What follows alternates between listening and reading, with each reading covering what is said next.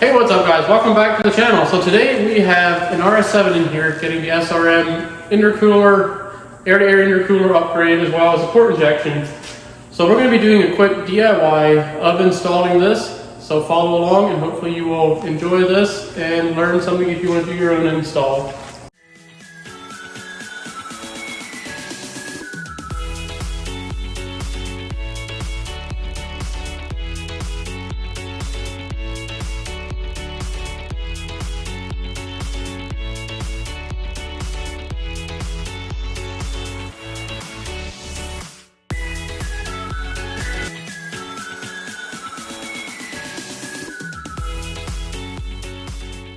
So we got the bumper off and the coolant drain.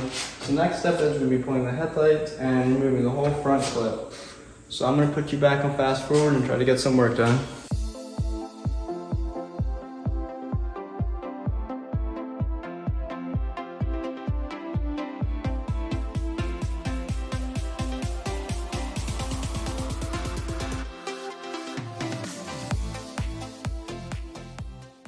Alright, so as you can see, we got the front clip removed. And what we're going to be doing next is taking the whole old intercooler piping and all that off of there. So we got 3 T30 bolts down here on each side. Let me see if I can get in there.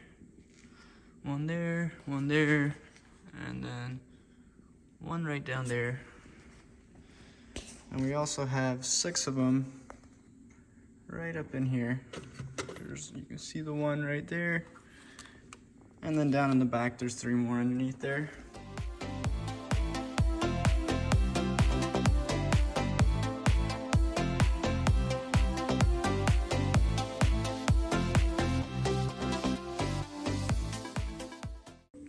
Alright, so we got these bolts out, we got these out, all the lines off the front.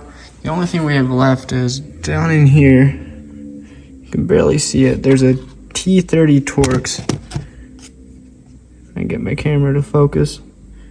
Right down there that has to come out. And then there's 2 on this side. It's kind of hard to see from the top, but right down in here on the side, there's 2 T30 bolts that need to come out as well. Okay, so I had to unbolt the stock PCV valve. There's just 2 small T25 screws from the back, one here and one here, and then it just simply pops right out of there. And that just got stuck right back in there where it came out of.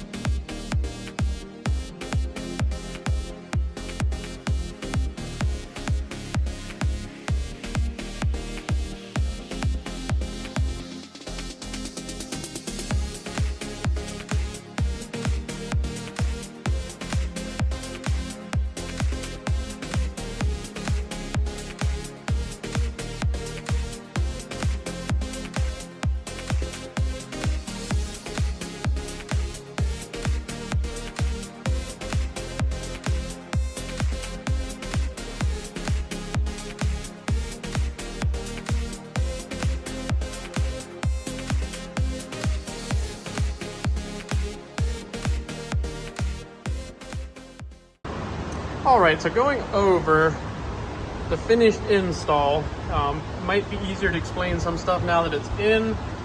Just kind of starting at the throttle bodies. They will bolt onto the adapter. Map sensor goes in right at the top. The little support stands go right down off the first manifold nut. You see both sides there.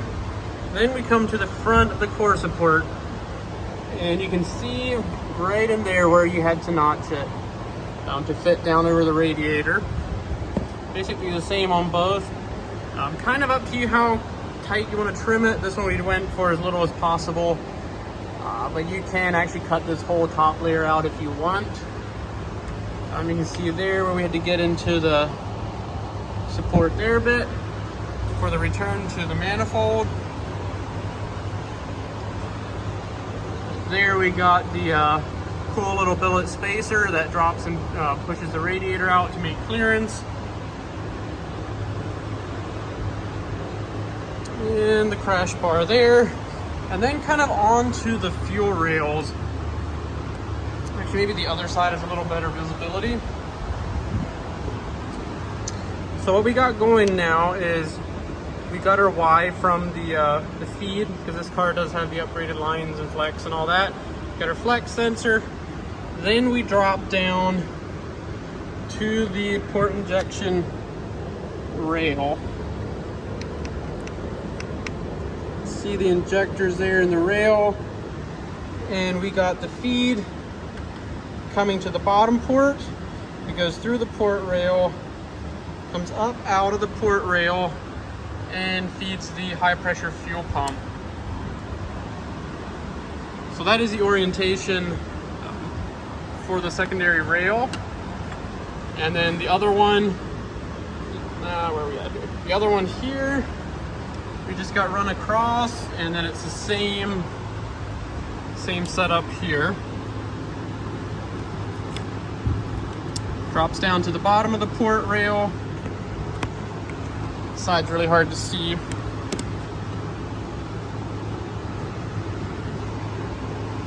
can kind of see it there. Goes into the bottom of the rail and then comes back up right into the high pressure fuel pump.